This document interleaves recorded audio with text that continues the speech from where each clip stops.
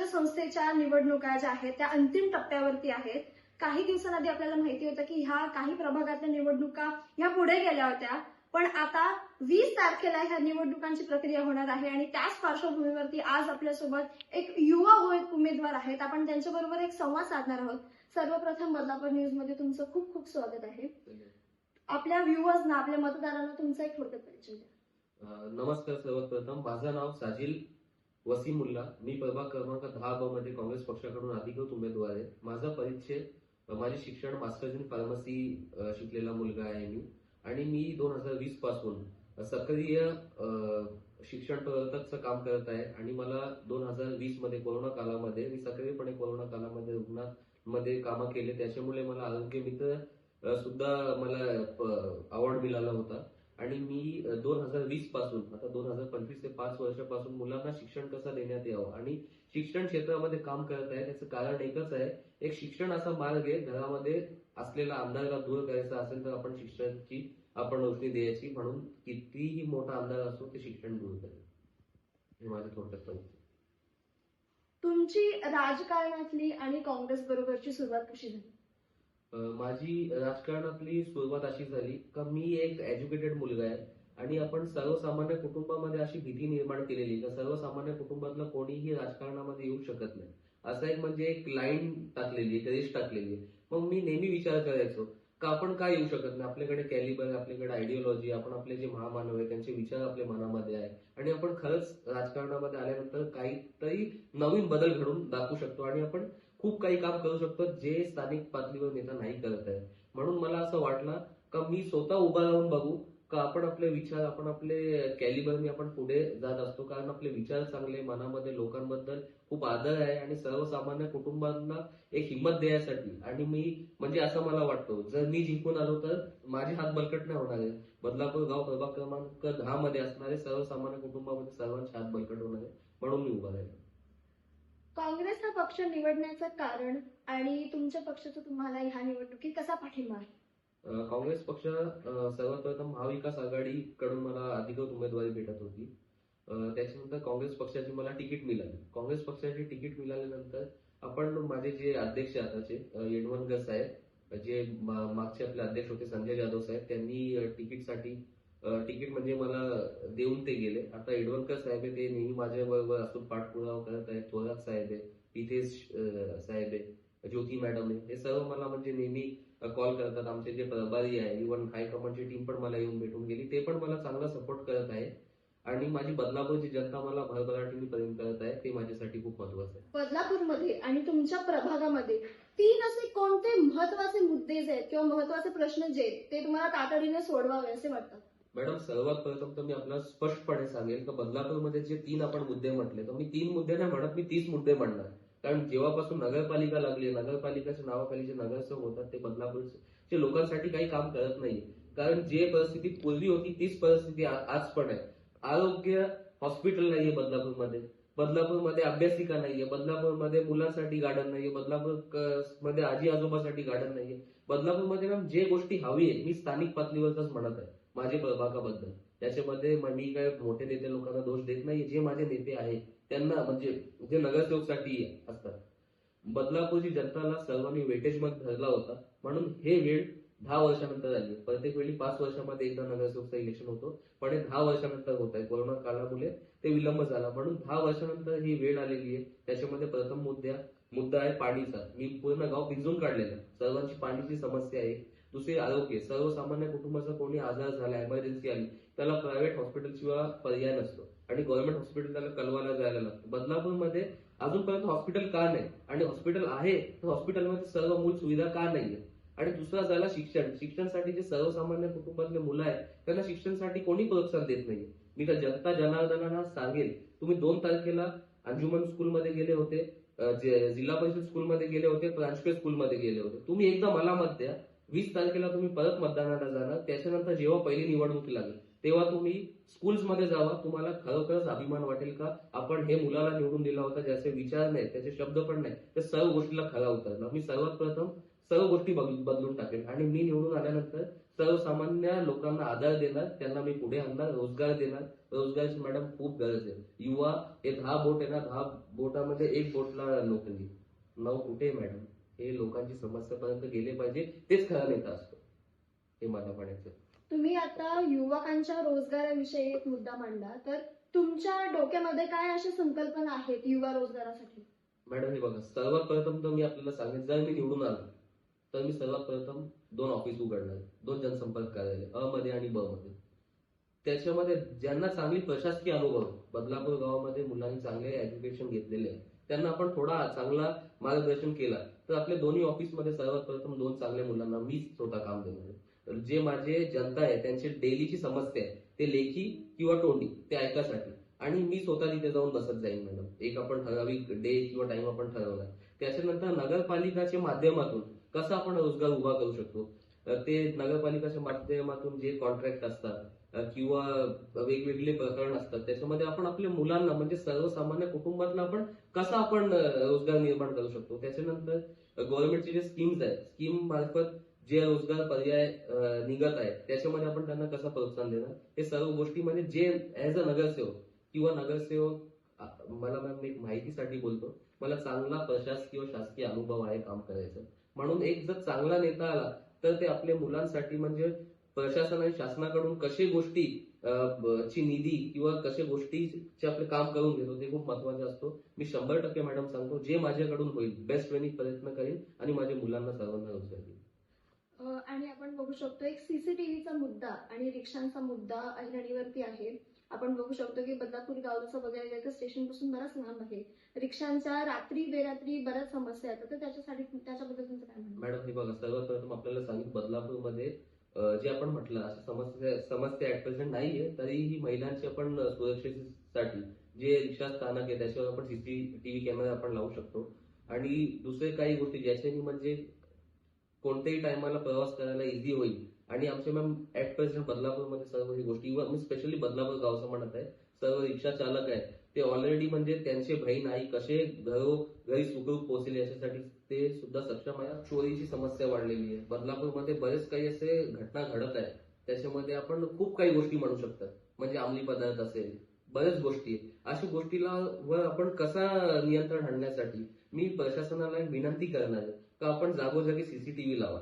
आणि मी पोलिसांकडे पण विनंती करणार आहे का साहेब, आपल्याला कुठलाही कृत्य जर दिसला म्हणजे सीसीटीव्ही माध्यमातून किंवा लोकांनी माहिती दिली, अशा गोष्टीवर कसं आपण पटकन ऍक्शन घेऊ शकतो याच्याकडे आपण लक्ष देणार. म्हणजे माझं मनामध्ये एकच आहे, बदलापूरला आपण असा विकसित करून दाखवू का बदलापूरची उदाहरण हे म्हणजे ठाणे जिल्ह्यामध्ये गेलीच पाहिजे. काय बदलापूर गावातला वार्ड क्रमांक 10 आहे. काँग्रेस पक्ष निवडण्यामागचं तुमचं कारण आणि तुमच्या पक्षाचा कसा पाठिंबा मिळतोय, आणि सोबतच तुम्ही काँग्रेस पक्ष निवडल्यानंतर तुम्हाला जनतेने कसा प्रतिसाद दिला? मला काँग्रेस पक्षाने तिकीट दिली त्याचा मी आभार व्यक्त करतो. आणि माझे जे काँग्रेसचे अध्यक्ष आहेत ते मला सपोर्ट करत आहे. आणि माझी जनताबद्दल तर मला एवढंच म्हणायचं आहे, मला जे जनतांनी भरभराट जे प्रेम दिलंय, आणि मी ऋणी आहे बदलापूर गावामध्ये असलेल्या प्रत्येक समाजाचा, कारण जे मला प्रेम मिळालंय.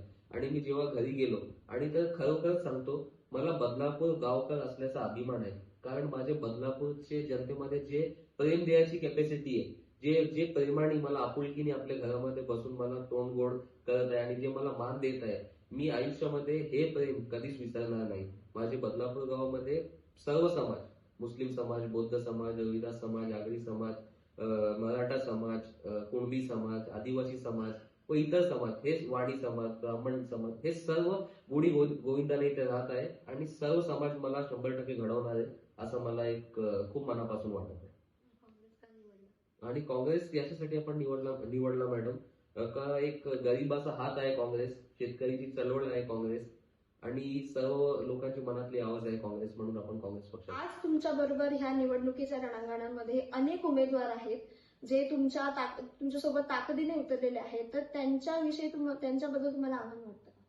मॅडम आव्हान तर आहेच, स्पर्धा आहे कारण हे निवडणूक आहे, पण मला एकच म्हणायचं आहे, दुसरे उमेदवार निवडणुकीसाठी उभे आहे, मी जनतेची सेवेसाठी उभा आहे, हे सर्वात मला प्रथम आपल्याला म्हणायचं आहे. कारण मला आणि मॅम 100% सांगतो, बदलापूरची जनतामध्ये बदल घडवण्याची क्षमता पण आहे आणि यावेळी बदलापूरची जनता बदल घडवणार आहे. कारण बदलापूरची जनता आहे तेच लोक तेच चेहरे ऐकून वैतागली आहे. कारण ते लोक परत तीच जनतेची दिशाभूल करत आहेत, तेच मूल विषवून पांघरून करण्याचा प्रयत्न करत आहेत, कारण त्यांना त्यांचे गोडमंगल कारोबार ते करायचेच आहे, म्हणून त्यांना नवीन कोणी नको. आणि मॅडम मला 100% सांगतो मॅडम, मला खात्री आहे की बदलापूरची जनता यावेळी मला घडवणार. आव्हान आहे मॅडम, पण मॅम स्वतःवरती पण विश्वास आहे आणि बदलापूरची जनतावर पण विश्वास आहे तर ते 100% मला मत यावेळी देतील.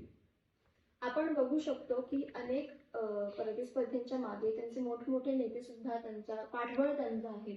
तुम्हाला कोणाचं असं पाठबळ आहे? मॅडम मला सर्वात प्रथम आपल्याला दाखवतो हे महाराष्ट्राचं संविधान आहे, ही माझी ताकद आहे. ही माझी ताकद आहे सर्वात प्रथम. त्याच्यानंतर मॅम घडवणारी जनता असते. नेते कितीही मोठे असू दे, पण शेवटी मत टाकणारी जनता असते. जनता जनार्दन असते. मॅडम मी माझे कुठल्याही रीलमध्ये कुठल्याही मॅनिफेस्टोमध्ये मी असं टाकलेला नाहीये का मी फिक्स नगरसेवक आहे. कारण ज्या दिवशी मी फिक्स नगरसेवक टाकला असता तर मी जनतेचा अपमान आहे. अजूनपर्यंत जनतेने आपला कौल दिलेला नाही. दुसरे उमेदवार मॅम टाकतात फिक्स नगरसेवक. मॅम जोपर्यंत जनतानेच मत नाही दिलंय तोपर्यंत मी फिक्स नगरसेवक सांगत नाही. आणि मॅम हे बघा, स्थानिक पातळीवर नेत्यांचा सपोर्ट आहे. 20-25 मुलं जास्त आपण घेऊन फिरू शकतात, पण शेवटी देणार माणूस एकच आहे. आणि माणसाला मतदारांना माहित आहे आपल्याला एकच हक आहे. 10 वर्षानंतर वोट येणार आहे, परत 5 वर्षानंतर 10 वर्षानंतर आलाय आणि 5 वर्षानंतर परत ही संधी मिळणार. म्हणून ही संधी बदल घडवण्यासाठीचा नारा आणि होकार बदलापूर गावाने दिलेली आहे आणि मग मी निवडून येईल असं मला वाटतं.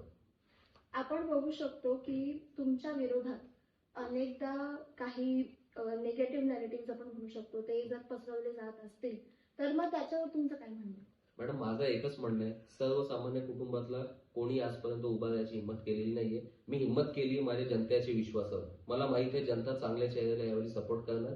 जे मॅडम माझे विचार आहे ना, मी माझ्या विचारामध्ये Chhatrapati Shivaji Maharaj, Mahatma Jyotiba Phule, Chhatrapati Shahu Maharaj, doctor Babasaheb Ambedkar, Maulana Azad, doctor APJ Abdul Kalam हे सर्वांचे मॅम मी विचार घेऊन पुढे चाललोय. आणि मॅम जे मी बोलत आहे आणि जे माझ्या डोक्यामध्ये जे विचार आहेत बदलापूरला म्हणजे गतीने वेगाने पुढे घेऊन जायसाठी ते त्यांच्या डोक्यामध्ये मॅम आहे पण नाही. म्हणून एक उभा राहिलाय, मी उभा राहिलोय म्हणून एक नेगेटिव्ह नॅरेटिव्ह म्हणजे हे कशासाठी उभा आहे, याचं काय, हे वोट कट करायसाठी उभा आहे. मला एक स्पष्ट म्हणायचं आहे, हा माझ्यासाठी स्टार्ट मध्ये एक नॅरेटिव्ह सेट केला का हे वोट कटर आहे, वोट कापायसाठी उभं आहे. तर मी अजूनपर्यंत नेगेटिव्ह काय बोललो नाही, कारण मला माहिती आहे मी मुलांचे फ्युचर घडवायसाठी उभं आहे. जर कोणी मला वोट कटर म्हणत असेल तर मी पण आज स्पष्ट आपल्या माध्यमातून म्हणेल का मी वोट कटर नाहीये, मी वोट सेवर आहे आणि तुम्ही मुलांचे फ्युचर कटर आहे. म्हणून माझा लढा आहे. आणि मॅम हे बघा, एक तरुण वयामध्ये एक नॅशनलिस्ट पार्टीचं तिकीट आणणं आणि हिंमतीने उभा राहायचं हे मॅम खूप मोठी गोष्ट आहे. कारण मॅम काही लोक हे रिंगणामध्ये उतरायला पण घाबरतात, पण मॅम मी घाबरलो नाही. कारण मॅम मला आज पण सांगतो, आज मॅम 3-4 दिवस बाकी आहे तरी मॅम मला जनतेवर पूर्णपणे विश्वास आहे का ही संधी ते लोक मला देणारच. आणि मॅम जे प्रेम मला मॅम सर्व समाजाने दिलाय मॅम मी ऋणी आहे त्यांचं. परत एकदा सांगा मॅडम, एक स्पष्ट म्हणायचं आहे, जे लोकांनी आता तर मॅडम कोण करत नाही कारण ती हिंमत पण राहिलेली नाही. कारण जे पब्लिकचा मला प्रतिसाद आहे ते बघून जे वोट कटर म्हणत होते ते शांत झालेले.